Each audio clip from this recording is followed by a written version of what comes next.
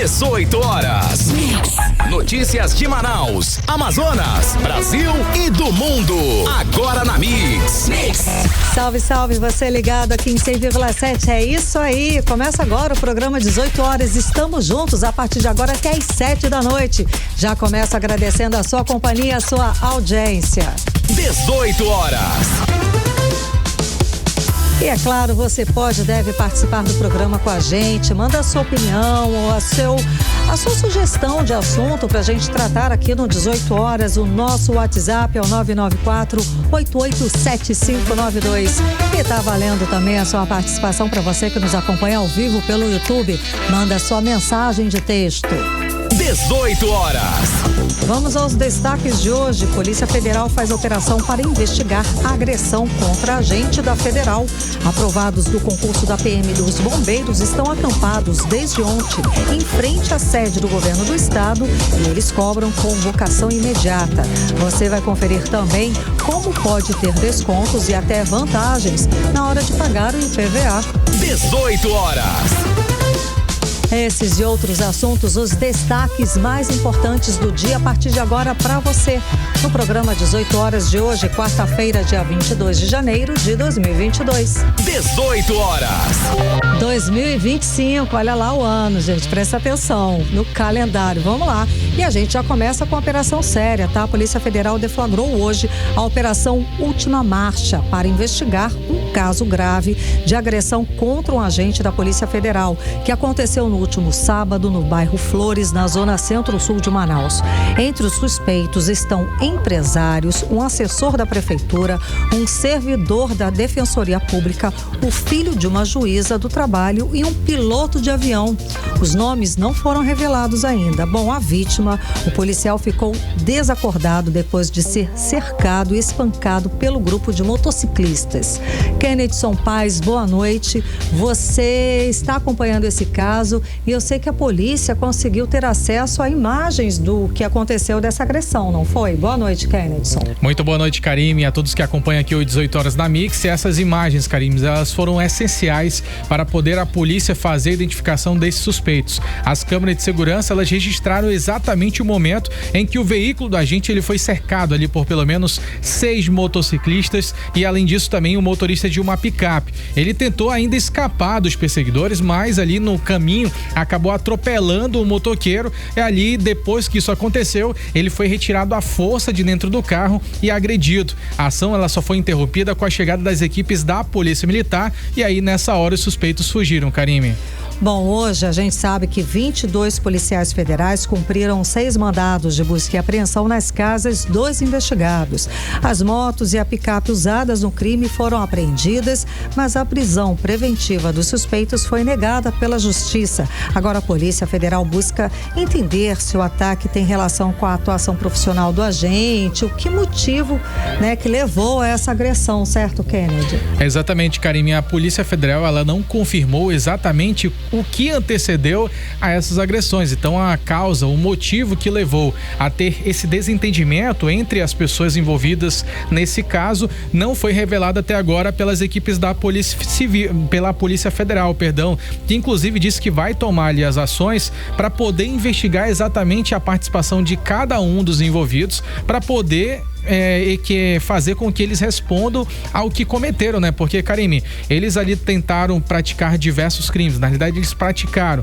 Quais que são os crimes que eles podem responder agora? Tentativa de homicídio qualificado, que ali é a participação de vários outros agentes. A gente tem também ali o roubo qualificado, porque roubaram a documentação do agente da Polícia Federal. E também temos o crime de associação criminosa, porque a polícia agora também está investigando, além desse caso de agressão, a participação desses mesmos suspeitos envolvidos em várias outras práticas criminosas. E é o que a gente vai ouvir agora os detalhes dessa operação com o delegado Adriano Sombra, ele que traz mais explicações sobre as informações apuradas até agora. Vamos ouvir agora o delegado Adriano Sombra.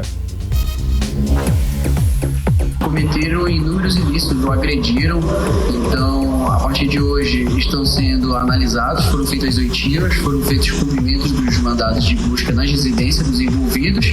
Ao final, será produzido um relatório final. Os crimes que estão sendo investigados são referentes à tentativa de homicídio qualificado, por motivo torpe também por impossibilidade de defesa da vítima. Também está sendo investigado o crime de roubo qualificado em face do roubo que houve da carteira funcional do policial, que se identificou como policial e ainda assim eles roubaram sua carteira funcional, e também uma possível associação criminosa entre os envolvidos que atuaram daquela forma organizada ali entre eles, associados para cometimentos de crime. Você está ouvindo 18 horas. Agora a Polícia Federal, Karime, vai continuar ainda investigando esse caso, porque como o delegado Adriano Sombra, ele que é delegado da Polícia Federal, já mencionou, ele ressaltou que todos os casos serão apurados por conta desse indício de participação em várias outras ações criminosas. E diante do que já foi levantado, a Justiça já autorizou eles a terem ali um mandado de busca e apreensão na casa de cada um desses envolvidos. E aí com isso também houve apreensões, inclusive o delegado agora Adriano Sombra da Polícia Federal ressalta pra gente o que foi apreendido e quais que serão as próximas etapas desta operação. Vamos ouvi-lo. Foram apreendidos cinco motocicletas e uma caminhonete Rampage.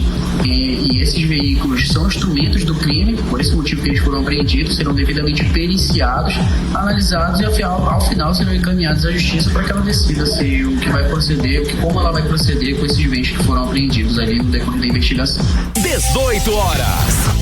Apesar do nome dos suspeitos já terem sido divulgados ali através das redes sociais, através ali de algumas mídias, esses nomes ainda não foram confirmados. Não existe uma fonte oficial da Polícia Federal que tenha confirmado a participação desses indivíduos. Então, Certo. a gente não vai ressaltar exatamente porque as investigações ainda estão no início do curso e muita coisa ainda pode acontecer, Karime. Obrigada pelas informações e pela apuração, Kennedy Paz. 18 horas. É aquela coisa, né, gente? Janeiro é mês de pagar imposto, a gente sabe. Um deles é o IPVA. Muita gente não sabe dos descontos e isenções que existem e que muitos têm direito. Um deles é o que beneficia o bom condutor, exatamente. Se você lá anda na linha, não comete nenhuma infração, não teve multa, esse desconto é maravilhoso e pode ajudar bastante na hora de economizar um pouquinho nesse início do ano.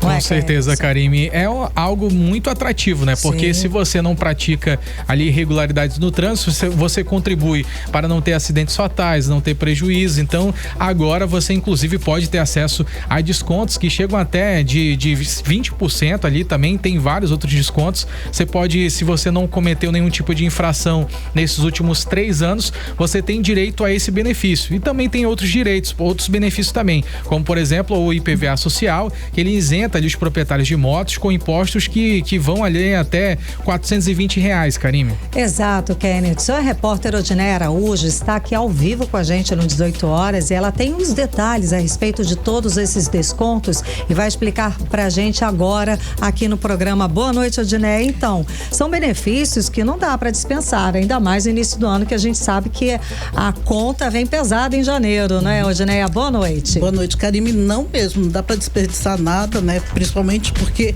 é dinheiro que está saindo do bolso, né? Sim. Não está entrando.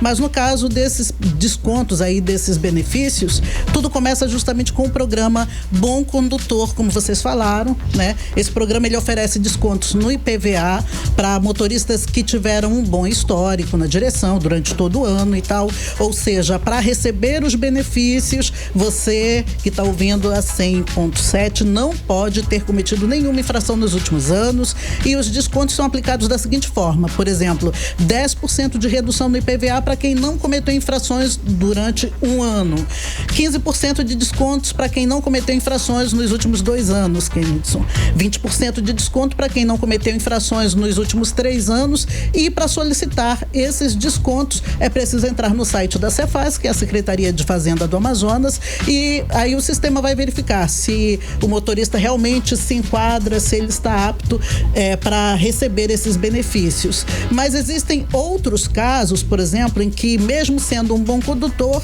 a pessoa pode não receber esse desconto de imediato. Por exemplo, isso acontece quando a carteira de habilitação não é aqui do Amazonas, né?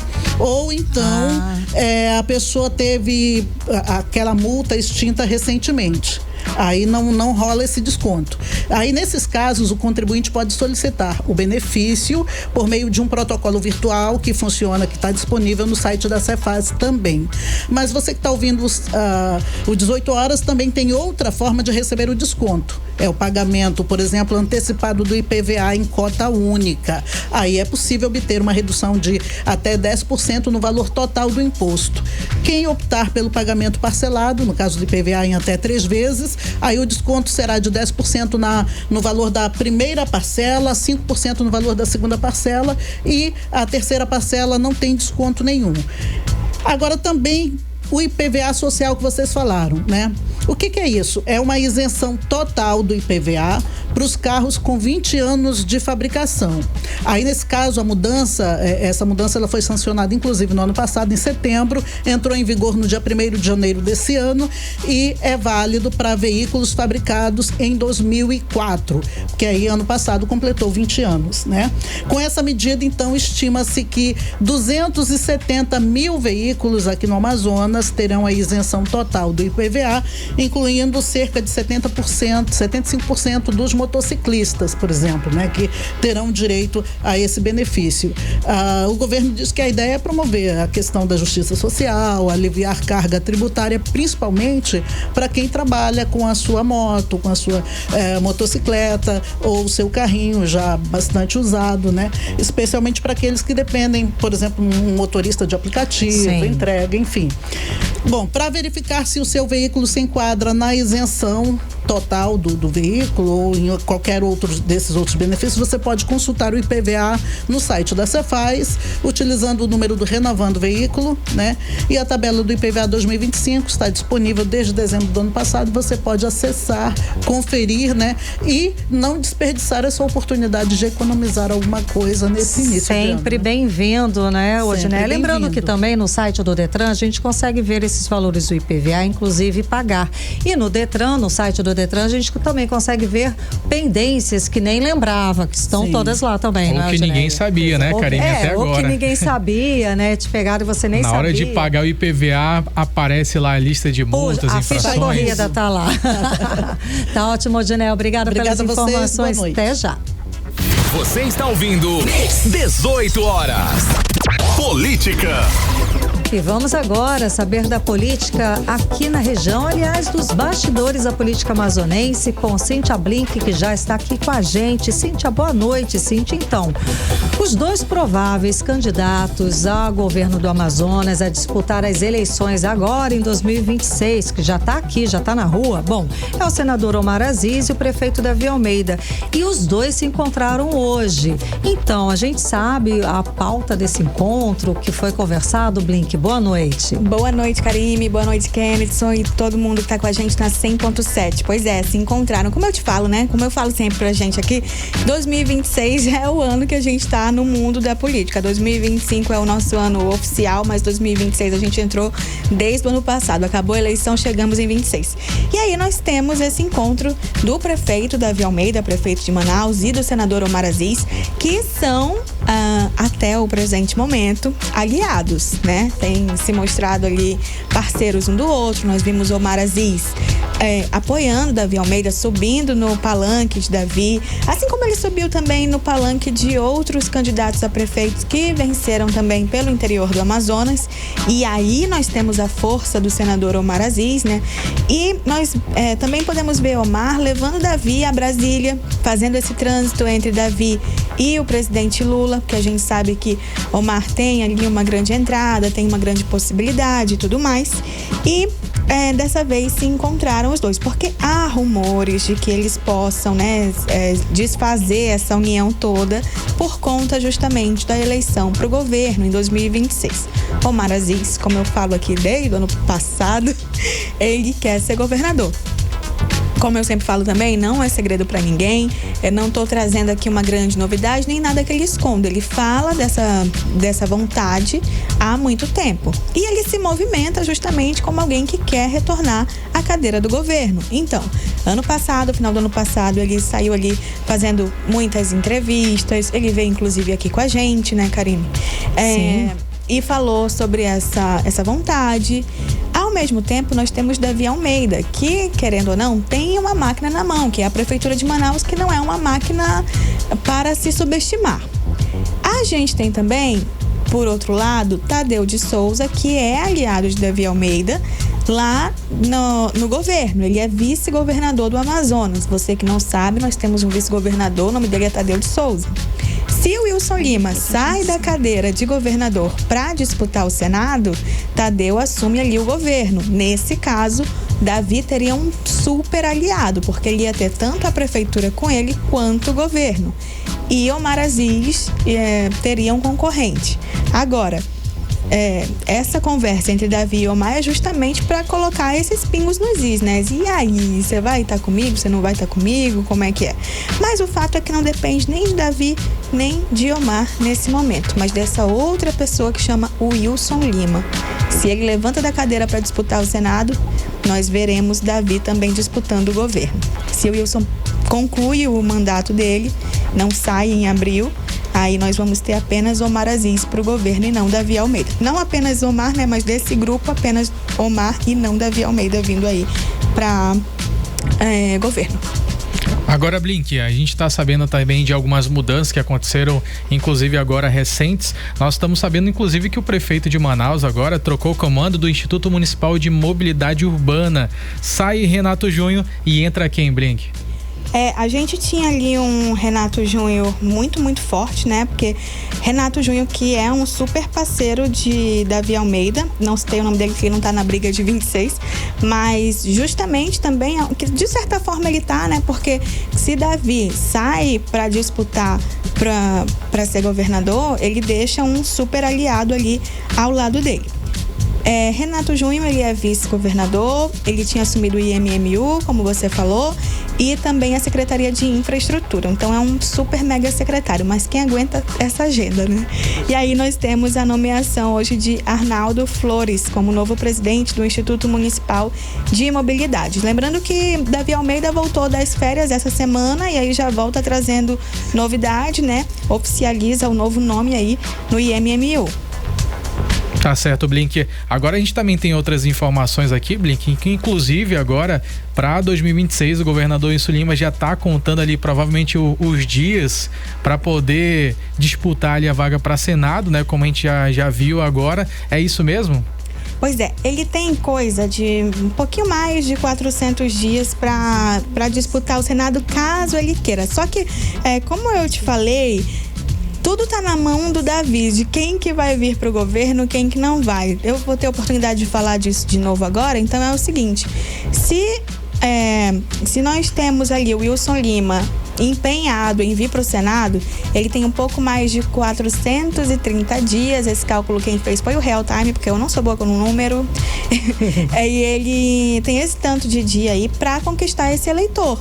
E é um desafio grande, porque apesar de ser o governador, no instante que ele quiser vir para o Senado, ele tem que deixar essa cadeira, ou seja, deixa a vaga para o Tadeu, que é o vice.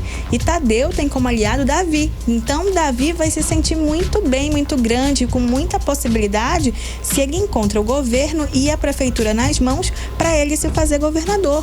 Até porque há pesquisas internas que fala-se que Davi estaria na frente de Omar Aziz, porque ele vem de uma onda de votos positivas dentro de Manaus, ele tem a oportunidade de fazer um mandato muito bem agora em Manaus, né? Ficar com uma aprovação mais alta, e aí o desafio seria o quê? Conquistar o interior. Interior esse que é muito bem dominado por Omar Aziz. Só que se Davi tem um Tadeu, ou seja, um governo ali como aliado, fica mais fácil de reverter essa história.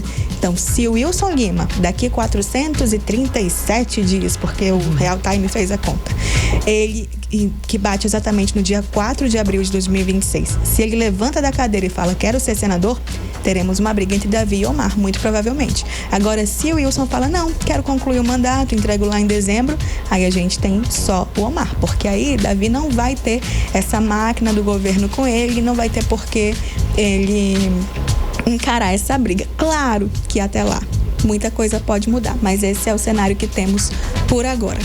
Eita. Agora, cá pra nós, muito difícil o governador Wilson Lima não tentar uma cadeira no Senado Federal, né? Você acha? Eu já acho difícil que ele tente. Bom, olha aí, vamos lá. Ainda falando no governador, parece que ele vai mexer no secretariado agora nas próximas semanas, é isso? O que fala-se nos bastidores é que ele entendeu, que ele visualizou, porque essa possível ida para o Senado faz a pessoa fazer cálculo, né? Realmente, de onde é que vem meu voto, o que é que eu posso fazer, o que é que tem que mudar e tudo mais.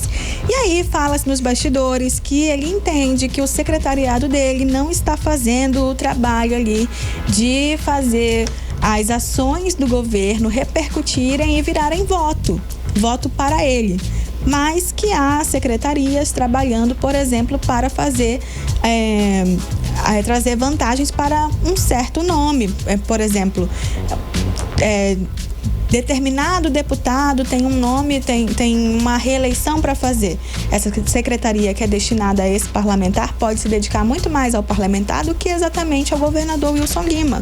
Então ele entendeu que não estava todo mundo, digamos assim, fechado com ele, e por isso ele pretende fazer outras movimentações, colocar pessoas que ele entenda que vão fazer um trabalho de creditar as ações ao nome dele e transformar isso em voto futuramente. E aí a gente pode mais pra frente ver mudanças aí na secretaria. Agora, Blink, o Ministério Público ali também já tem se movimentado bastante, né? E em relação ao que aconteceu agora, Blink, sobre essa movimentação política, sobre quem entra, quem sai, você acredita que tem mais alguém que pode concorrer a essa vaga para o governo do Amazonas? Nossa, essa eu não sei mesmo. De um nome novo, realmente a disputa está entre Davi, o Wilson... Wilson não, Wilson já está na reeleição, entre Davi e Omar, e fala-se, né, que pode vir aí um nome inesperado, mas nenhum nome surgiu exatamente. Bom, Blink, vamos lá. Sobre o Ministério Público? Isso que eu ia perguntar. A respeito do Ministério Público, que firmou parceria, parece, com o Ministério da Justiça. Exatamente. Isso para melhorar toda a situação da segurança e ampliar os recursos do Grupo de Atuação Especial de Combate ao Crime Organizado. Aqui, claro, no Amazonas, é isso? Isso. O Ministério Público do Amazonas, que tem a procuradora Leda Amara Albuquerque, aí firmou uma parceria com o Ministério Público da Justiça para conquistar novos recursos ali. Então vem um investimento nacional, e aí a gente está falando de investimento em drones, coletes, computadores, e tudo isso vai ajudar a combater o crime com mais recursos. Ela fez uma parceria, diretamente falando, com o secretário nacional de Segurança Pública, que é o Mário Luiz Sarrudo. E aí juntos vão fazer aí o GAECO, que é o Grupo de Atuação Especial de Combate ao Crime Organizado, ficar mais forte por conta desses recursos. Então o Ministério Público vai poder atuar melhor, né, na hora de combater o crime. Agora, Blink, a ex-deputada Vera Castelo Branco, ali a mãe do ex-vereador Reiso Castelo Branco, vai ter os bens confiscados pela União, é isso mesmo? É verdade, a União, por meio da Procuradoria Regional da Fazenda, moveu uma ação aí para cobrar uma dívida fiscal de quase 400 mil reais, 363 mil básico. E um tanto. Eu ficaria preocupada. Lembrando que ela é, como você disse, né, ela é ex-deputada estadual, Vera Lúcia Castelo Branco, ex-marido de mãe do Reiso Castelo Branco.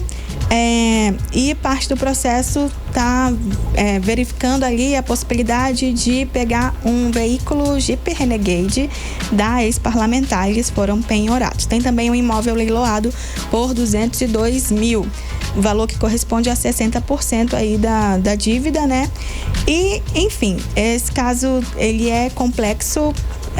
Esse caso ganhou uma complexidade quando o condomínio Green Hills reivindicou a propriedade. Enfim, ela precisa pagar essa dívida de quase 400 mil, mas tá difícil obter aí esses recursos. E é isso. É isso. Obrigada, Blink. Até amanhã para mais informações. Obrigada, até amanhã com mais informação. Você está ouvindo 18 horas.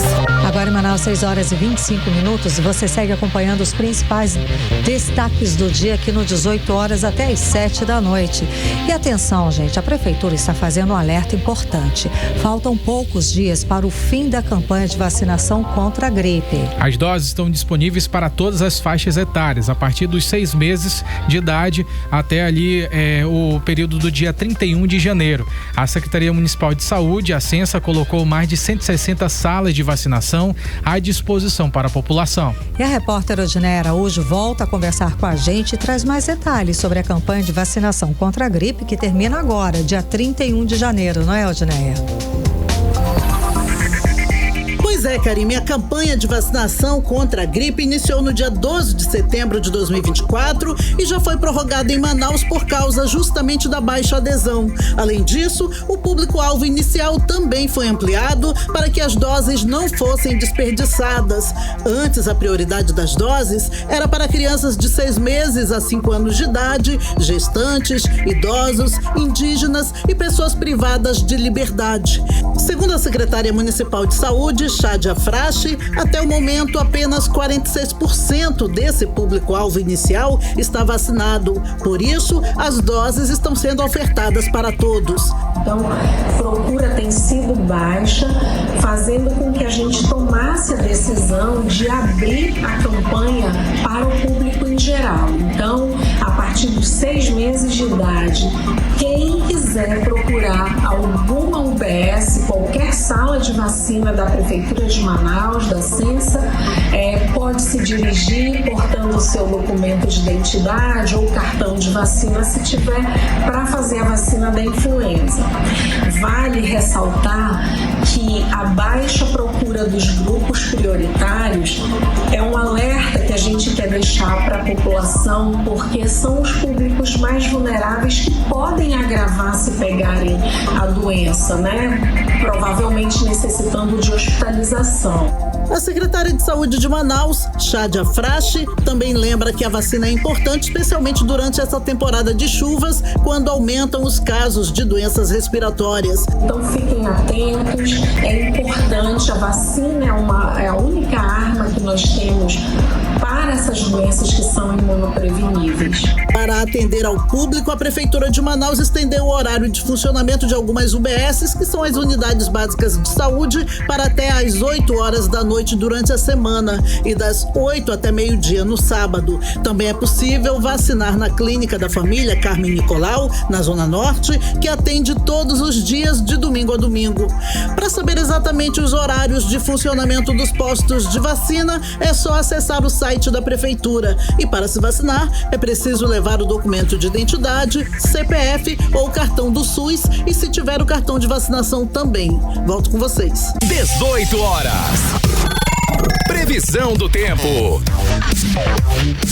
E segundo informações do Clima Tempo, para essa quinta-feira, a previsão é de chuva forte de manhã, chove no início da tarde, mas de tarde, no finzinho da tarde à noite, a chuva para.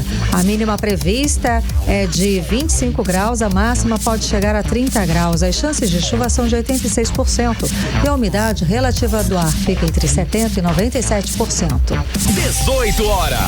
E vamos saber como é que está a cota do Rio Negro aqui no Porto de Manaus com Kennedson Paz. Karime, o Rio Negro subiu mais de 10 centímetros de ontem para hoje, elevando o nível das águas ali no Porto de Manaus para 21 metros e 58 centímetros. Só neste mês de janeiro, Karime, o Rio Negro já subiu 3 metros e 18 centímetros. 18 horas. Gente, os aprovados do concurso público da Polícia Militar do Estado do Amazonas, junto com os aprovados do concurso dos bombeiros, acamparam na sede do governo na noite dessa terça-feira e eles seguem lá até agora, tá? Isso tudo para quê? Para cobrar as promessas de convocação do governador Wilson Lima.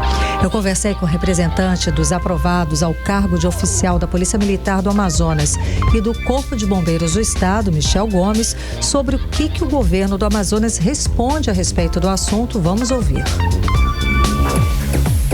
A resposta do governador é muito vaga. Ele fala que o concurso ainda está dentro da validade, mas a população precisa saber que, apesar do concurso estar dentro da validade, o estado do Amazonas ficou por mais de 10 anos sem concurso público. Na gestão de Wilson Lima, quando ele assumiu em 19, o concurso de 2011 tinha 8 anos. Ele fez um concurso em 2021, já vamos por 4 anos desse concurso, do último concurso de 2021, e todas as convocações realizadas pelo governo Wilson Lima foram fracionadas. 18 horas. O representante dos aprovados, Micael Gomes, explicou que mesmo o governo do estado oficializando a incorporação de mais de 900 novos soldados da Polícia Militar do Amazonas, ainda faltam muitos a serem convocados. Vamos ouvir novamente o Michel Gomes, ele que é um dos representantes dos aprovados.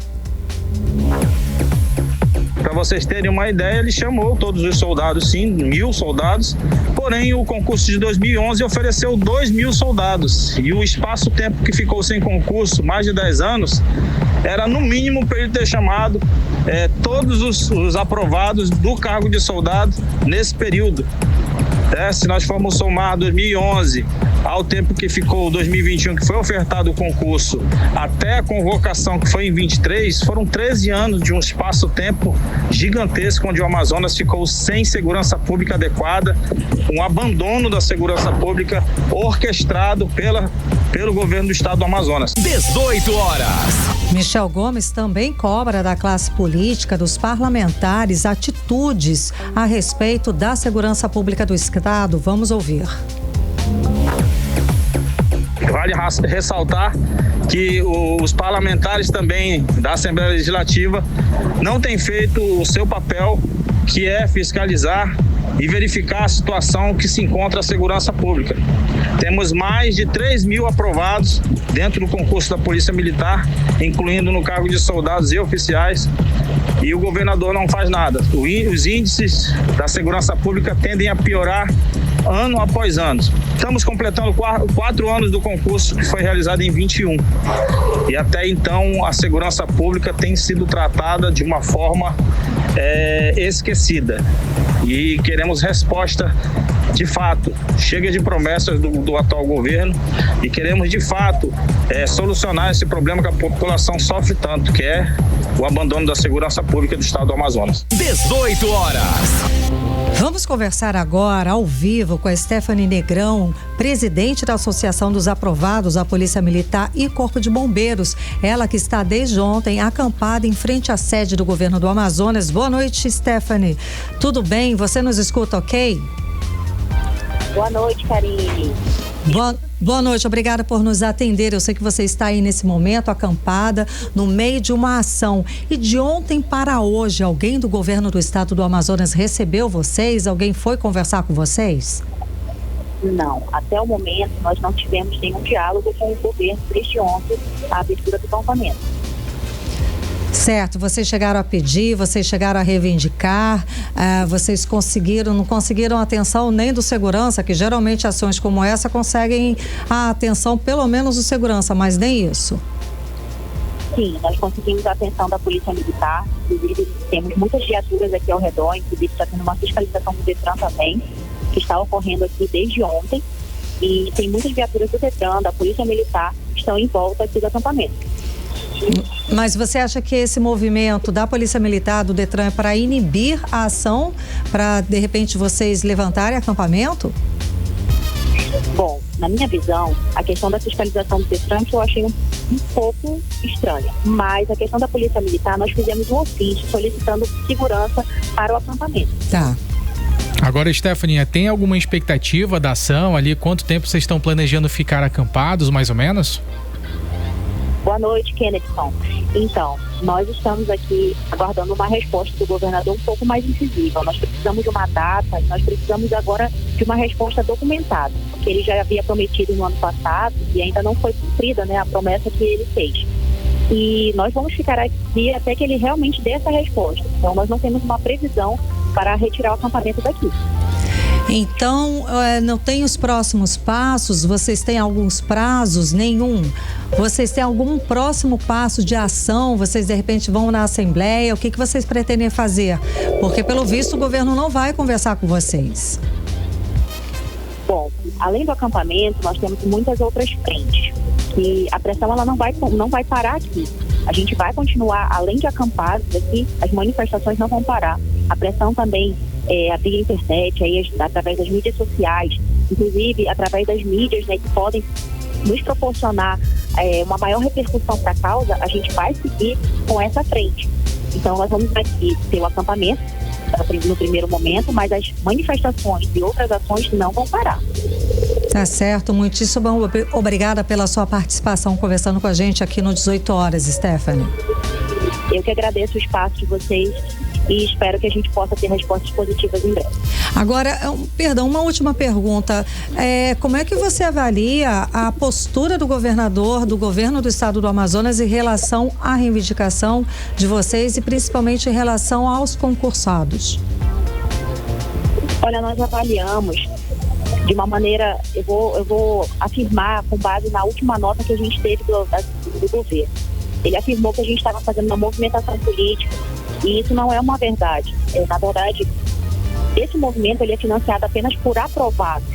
Aqui todos os aprovados colaboram e aqui nós temos vários movimentos juntos, que é a Polícia Civil, Polícia Militar, Corpo de Bombeiros, estão reunidos aqui em frente à sede do governo reivindicando essa convocação e nomeação de aprovados. Certo, é independente, não é uma movimentação política, tá ótimo. Muitíssimo obrigada, Stephanie, pela participação, conversando com a gente hoje aqui no 18 horas. Eu que agradeço. Tá certo, conversamos com a Stephanie Negrão, ela que é a presidente da Associação dos Aprovados da Polícia Militar e Corpo de Bombeiros do Estado do Amazonas. 18 horas. Gente, o Banco do Brasil passou a aceitar autodeclaração de residência indígena para quem não tem documentos formais. Isso depois da recomendação do Ministério Público Federal.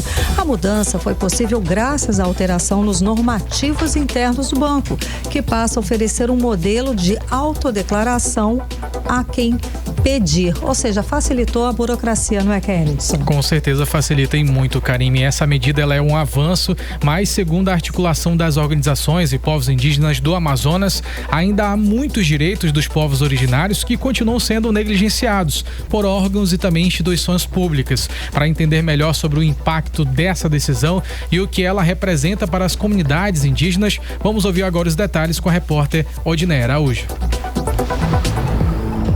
A mudança foi provocada a partir da realidade vivida em Tabatinga, município do Amazonas, localizado na tríplice fronteira Brasil, Peru, Colômbia. Denúncias recebidas pelo Ministério Público Federal apontavam que os indígenas não conseguiam abrir conta bancária porque a agência do município exigia o comprovante de endereço formal, como contas de água e luz.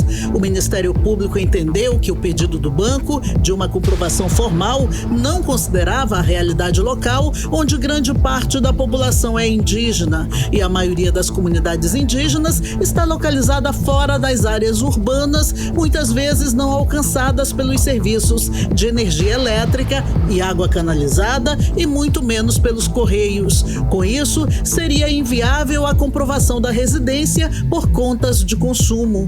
Por isso, o Ministério Público Federal recomendou que o Banco do Brasil aceite a declaração de próprio punho sem a necessidade de autenticação em cartório, conforme está determinado na Lei 7.115/1983. O Banco do Brasil passou a aceitar a autodeclaração de residência de indígenas, caso eles não tenham documentos formais. A presidente da APIAN, Articulação das Organizações e Povos Indígenas do Amazonas, Mariazinha Baré, ressalta que a autodeclaração de residência é apenas um dos muitos direitos dos povos originários negligenciados pelo poder público. E isso é lei hoje, né? Tá lá o decreto.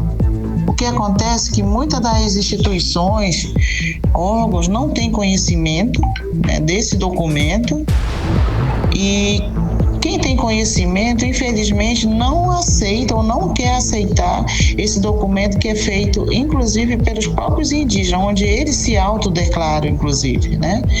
E isso acaba gerando um racismo estrutural que já acontece há muito tempo, né? E só fortalece dentro das instituições, mas muito pela falta da própria formação e informação dos servidores públicos. Na avaliação da presidente da APIAN, Mariazinha Baré, é muito importante que principalmente os servidores públicos entendam e tenham conhecimentos das leis. É lei, então cabe às instituições cumprirem. Vim de uma reunião onde um servidor público, né, falou muito claro que não iria aceitar esses documentos de autodeclaração feitos pelos povos indígenas. No entendimento deles, a FUNAI, por exemplo, né, precisa emitir esse documento. Essa é uma luta antiga nossa dos povos indígenas. Então, há de se respeitar o documento, essa portaria, né, que está vigente. Após a recomendação do Ministério Público Federal, os gerentes das agências do Banco do Brasil de todo o país agora vão aceitar a autodeclaração indígena. Além do Banco do Brasil, a Caixa Econômica Federal, o Bradesco e a empresa Amazonas Energia em Tabatinga também já adotaram essa nova medida. Odneia Araújo para o 18 horas. Você está ouvindo 18 horas. Agora 6 horas e 41 minutos e a gente aqui segue com os destaques do dia do 18 horas até as 7 da noite. E vamos voltar a falar sobre a Operação Overclean, que envolve a cúpula do Partido União Brasil e apura corrupção e uso irregular de recursos públicos. É que agora o deputado federal pela Bahia, Elmar Nascimento, do União Brasil, está no centro de um escândalo depois que ele revelou que comprou um imóvel de luxo em Salvador por cerca de 1/3 do valor de mercado. Foi uma pechincha, não foi, Kennedson? Uma verdadeira pechincha, Karime. O apartamento lá no Porto Trapiche, Residência, ele foi comprado no valor de 3 milhões de reais da empresa patrimonial Moura Limitada, de propriedade da filha do empresário baiano Marcos Moura, também conhecido como o Rei do Lixo, Karime. O valor da transação levantada suspeitas ali, especialmente porque outros imóveis no mesmo prédio ali que ele comprou esse imóvel, eles estão avaliados em 12 milhões de reais, Karime. De 3 para 12 realmente há uma diferença. A compra foi feita em março de 2023, já havia chamado a atenção da Polícia Federal, que investiga se a negociação foi parte de um esquema de favorecimento envolvendo o empresário baiano Marcos Moura. Ele é acusado, inclusive, de fraudes em licitações financeiras com emendas parlamentares do deputado federal Elmar Nascimento, destinadas para a cidade de Campo Formoso, na Bahia, e administrada pelo irmão do deputado. Os documentos dessa transação foram encontrados durante a Operação Overclean. E o deputado acabou se manifestando também, Karime. Ele disse ali que ele é inocente, ele nega todas as irregularidades e ele justifica que o imóvel estava depreciado. Porém, a diferença absurda entre o valor pago e o mercado de luxo ali em Salvador levanta muitas suspeitas. Além disso, também o financiamento de 1,6 milhão feito pelo Banco de Brasília, estatal do governo ali do Distrito Federal, aceitou uma avaliação de 3,3 milhões para o imóvel, reforçando ainda mais essas suspeitas, Karime. Pois é. Bom, a investigação da polícia também revela mensagens trocadas entre assessores do deputado federal Elmar Nascimento e empresários ligados ao caso, evidenciando uma possível ligação entre o deputado e o esquema investigado. 18 horas. Gente, vamos saber agora como é que foi o segundo dia das mudanças no trânsito feitas pela Prefeitura de Manaus. Kennedson, você está acompanhando esse assunto, não é? Então, será que já deu para sentir alguma alteração? As pessoas estão reclamando, ainda precisa de um tempo para se adaptar? Como é que está esse segundo dia de alteração, Kennedson Paz? Karime, com certeza precisa de mais dias de adaptação, porque as pessoas ainda estão muito confusas em relação a como é que vai funcionar o tráfego ali naquela região. As pessoas que ainda não acessaram aquele local precisam ficar atentas, porque existem sinalizações com cones, mas também os agentes do Instituto Municipal de Mobilidade Urbana estão no local para poder orientar os motoristas. No entanto, no primeiro impacto, você acaba ficando um pouco confuso em relação ao que fazer ali na via, e isso gerou vários impactos, porque o congestionamento na Avenida Djalma Batista, Karime, foi bastante grande. Muita gente reclamando desse congestionamento. Eu imaginei isso, mas será que as pessoas ainda estão confusas confusas, ainda não sabe para onde ir, enfim, vamos lá.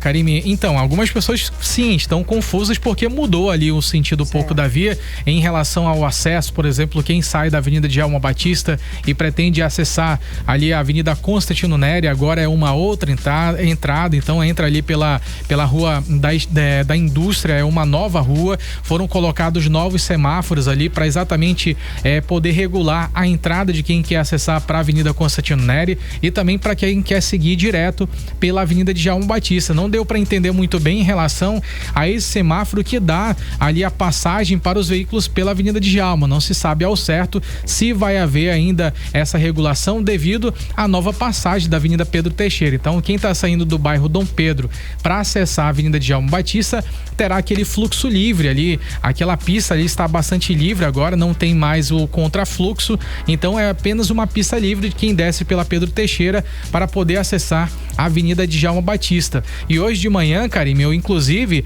acabei ali presenciando uma cena extremamente caótica em relação ao trânsito ali, pelo menos mais de 500 metros dali da Avenida Mário Ipiranga, de quem está saindo do bairro Flores em direção à Avenida Djalma Batista, mais de 500 metros de congestionamento, um longo engarrafamento. Todo mundo parado. Exatamente, todo mundo parado. Isso daí eu tava passando pelo local por volta ali das 9, 10 horas da manhã. Eita. Então esse já era o cenário. É um horário que geralmente não costuma ficar tão congestionado ali naquele trecho. No entanto, a gente já conseguiu ver esse reflexo negativo. Agora no sentido contrário, Karime, lá do começo da Avenida Djalma Batista, bem próximo da Avenida Boulevard Álvaro Maia, o trânsito estava completamente caótico por volta das 11 horas da manhã, Karime. O trânsito já começava dali, já quase no comecinho na entrada da Avenida Djalma Batista pela Boulevard Álvaro Maia, já começava o trânsito dali e seguia em direção até a entrada ali do Conjunto Eldorado. Então, de fato, houve um congestionamento muito grande e não aconteceu nada assim que você possa acusar assim, teve um buraco na via. Ou um carro teve parado. uma batida, alguma coisa, nada. Só foram essas mudanças, essas alterações. E agora, então, deve estar também, né? Um trânsito danado. As pessoas têm que ter muita paciência. Com certeza. Ainda antes de começar aqui o 18 horas, pesquisei ali no Google, ver como é que estava em relação ao trânsito, abri o Waze ali também, e nesses mesmos trechos já mencionados, Karime, estava tudo no vermelho. Para quem utiliza esses aplicativos sabe ali que significa trânsito extremamente parado. Inclusive, Karime, se a gente está falando agora para quem está dirigindo, já enfrenta ali uma situação de estresse, imagina agora para quem depende do transporte público. Eu tive uma dúvida em relação a como é que está sendo. Será que as pessoas dentro dos ônibus também já sentiram essa diferença? E por isso eu entrevistei a Adriana Gomes, perguntei dela, ela que depende do transporte público, e ela falou pra gente, ela é uma das nossas ouvintes aqui do 18 horas e contou pra gente exatamente o que eles estão passando. Vamos ouvir agora a Adriana Gomes. Geralmente o trânsito voltando para casa era normal. Eu sempre pego o ônibus na Avenida Djalma Batista, mas hoje já deu para ver que aumentou o trânsito. O trânsito ficou muito ruim, demorou muito mais tempo do que o normal para eu voltar para casa no bairro Alvorada. Espero que melhore, mas para mim ainda está muito ruim. 18 horas. A gente conversou também, Karime, com uma estudante que estuda em uma escola técnica ali na Avenida Djalma Batista. Então é o sentido contrário, de quem está querendo acessar a Avenida Djalma. Será que o trânsito também está complicado? Vamos ouvir agora a Sâmia Gomes. Geralmente o trânsito, quando eu voltava para casa depois do curso, lá na Sintec, na Djalma Batista, principalmente por ser à noite, não tinha trânsito algum, era uma viagem muito rápida. Mas hoje deu para ver que o trânsito piorou muito. Uma viagem que era rápida e sem trânsito demorou muito mais do que o normal e atrapalhou muito, demorou muito mais tempo para eu voltar para casa. 18 horas.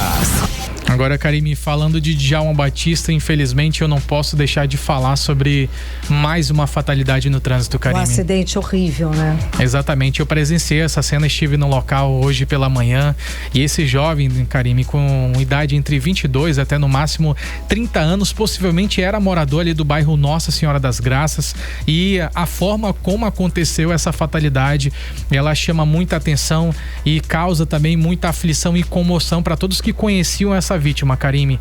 Essa vítima, ela caminhava ali pela calçada, ela estava na calçada, num lugar que teoricamente deveria ser seguro para os pedestres. No entanto, isso não aconteceu. Ele caminhava com o cachorrinho dele para fazer um passeio ali matinal, quando de repente acabou sendo atingido por um micro-ônibus completamente desgovernado, Karime. Segundo o que foi levantado no local pelas equipes da Polícia Militar, é que possivelmente esse condutor, esse veículo, ele acabou perdendo os freios e na hora o condutor do veículo acabou ali tomando opções, tinha a opção de escolher entre bater em um outro carro que seguia na frente ou até mesmo bater em direção a um poste de energia elétrica, e foi o que aconteceu. Ele acabou possivelmente desviando esse veículo em direção ao poste. Em direção ao poste, só que estava ali esse senhor pedestre, né? É exatamente isso. Só que essa foi a versão que a polícia apurou inicialmente na investigação desse caso, na investigação preliminar.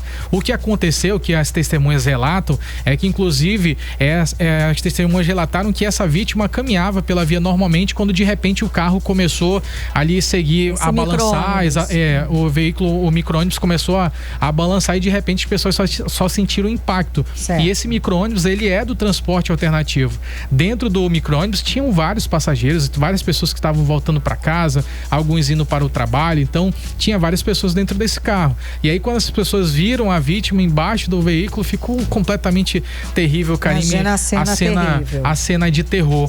E aí pouco tempo depois do acidente, o motorista saiu do local, não prestou socorro a essa vítima. Inclusive lá nesse mesmo local eu conversei com um cunhado dele, o cunhado desse motorista, que disse que recebeu uma ligação do motorista falando que na realidade a versão dos fatos tinha sido outra, que ele não tinha ali perdido o controle do carro. Na realidade, ele falou que ele tinha sofrido um mal súbito enquanto estava dirigindo pela Avenida Djalma Batista, e aí quando recuperou a consciência foi quando ele bateu em um poste de energia elétrica. Versão essa que foi questionada pelas testemunhas, por pessoas que estavam dentro desse ônibus. Daí ele ficou bem, milagrosamente ele ficou muito bem. Bom, né? Agora mas a polícia está investigando o caso, sem dúvida. Com certeza, a polícia está investigando esse caso, Karime. Agora, o que chamou a atenção foram as condições péssimas do veículo, Karime. O veículo estava em condições bem precárias, os pneus estavam completamente carecas, assim, na linguagem popular, para as pessoas entenderem.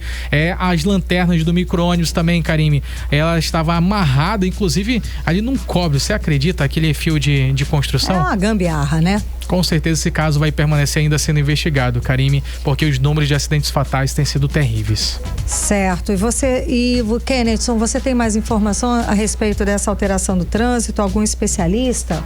Com certeza, Karime. O especialista, eu conversei com ele em relação basicamente ao acidente do que aconteceu. E o que o especialista mencionou, Karime, em relação a esse acidente, é que faltam mais fiscalizações para que essa situação elas não possam se repetir, porque já tem acontecido de forma frequente, vários pedestres têm sido atropelados, têm morrido, inclusive os dados de pedestres atropelados, Karime, agora em 2024 foram 81 mortes, então é necessário mais fiscalizações, Karime. Nossa, 80 pessoas tranquilamente na calçada sendo atropeladas, é um absurdo, sem dúvida, é preciso mais fiscalização. Obrigada pelas informações, obrigada pela apuração, Kennedson Paz. Você está ouvindo 18 horas. Economia. E vamos aos indicadores econômicos de hoje. O dólar fechou em forte queda de 1,4%, cotado a R$ 5,94, o menor valor desde o fim de novembro, e a baixa foi resultado da política tarifária de Donald Trump. O euro fechou em queda de 1,38%, cotado a R$ 6,19. O Bitcoin registrou queda também de 3,67%, cotado a R$ 622.557. E o Bovespa fechou registrando queda de 0,03% aos 123.302 pontos. Alguns itens como café, óleo de soja, azeite de oliva, arroz e leite longa-vida estão entre os itens que seguem com alta no preço desde o ano passado. Todos esses produtos sofreram efeitos dos eventos climáticos extremos. Kennedson, e lembrando que, segundo o IBGE, a inflação acumulada no ano passado na categoria alimentação e bebidas foi de 6,44%. O número ficou bem acima do índice geral da inflação, que fechou o ano em 4,29%. 18 horas. E em 2024, o fogo destruiu no Brasil uma área maior do que a da Itália. Foram quase 31 milhões de hectares destruídos. Entre os biomas, a Amazônia foi a mais afetada. Quase 18 milhões de hectares da floresta foram destruídos pelo fogo. Isso significa que 58% dos focos ocorreram na região. E com isso, 2024 já é o ano que mais queimou no país desde a série histórica que começou em 2019. Vamos acompanhar agora os detalhes com Rodrigo Soares. A plataforma Monitor do Fogo da rede MAP Biomas divulgou nesta quarta-feira o levantamento das queimadas em 2024. E desde que os focos começaram a ser monitorados no Brasil em 2019, 2024 já é o ano com o registro dos maiores focos de incêndios no país. No total, no ano passado, as queimadas no Brasil destruíram uma área maior do que toda a Itália. Foram quase 31 milhões de hectares queimados, o equivalente a 309 mil quilômetros quadrados. Em comparação com 2023, 2024 teve 79% a mais de área destruída, ou seja, 13 milhões e meio de hectares a mais. Cada hectare corresponde a 10 mil metros quadrados. A diretora do IPAM, Instituto de Pesquisa Ambiental da Amazônia, Ania Alencar, diz que 2024 foi um ano preocupante, com um aumento significativo das queimadas em quase todos os biomas, especialmente nas florestas, que normalmente não são tão afetadas. Normalmente o que queima de vegetação nativa são os campos naturais, são as áreas mais com uma estrutura mais tipo de vegetação savânica, como por exemplo alguns tipos de vegetação do cerrado. Então, e em 2024 não. Em 2024 de fato a vegetação florestal, né? Ela que foi dentre os tipos de vegetação nativa foi a que mais queimou. Entre os biomas, a Amazônia foi a mais atingida com quase 18 milhões de hectares queimados, conforme Ania Alencar, diretora do IPAM. A Amazônia passou de 2,1 milhões de hectares queimados de floresta, né? Só de floresta queimados em 2023 para 7,7 milhões de hectares. Né?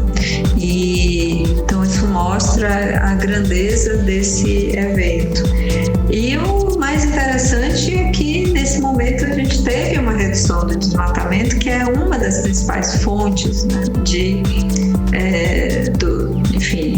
que pode ser uma das principais fontes das queimadas e, portanto, né, essas queimadas, quando escapam, virarem incêndios. O ministro do Supremo Tribunal Federal, Flávio Dino, se reuniu com representantes do governo federal e com os governadores dos estados da Amazônia brasileira para saber sobre as queimadas do ano passado e quais as medidas estão sendo adotadas para evitar que o mesmo ocorra este ano.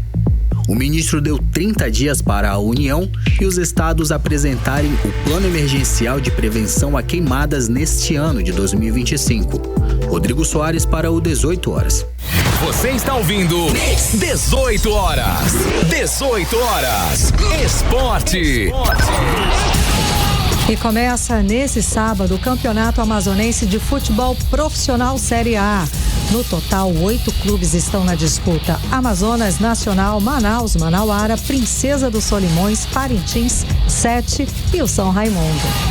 Karime, com certeza esse ano estadual ele promete ser emocionante, não só por conta dos investimentos das equipes, mas também por conta dos grandes atacantes que vão em busca não apenas do título, mas também da artilharia. Na última década, apenas em 4 oportunidades, o campeão foi o artilheiro do Barezão, o Hernani Brocador. Sassá, Rafinha são os favoritos para conquistar a artilharia deste ano, Karime. E amanhã, Kenneth, só acontece o jogo do Vasco contra o Madureira aqui na Arena da Amazônia. Bom, a venda dos ingressos está abaixo das expectativas, mas os organizadores esperam que amanhã a procura aumente.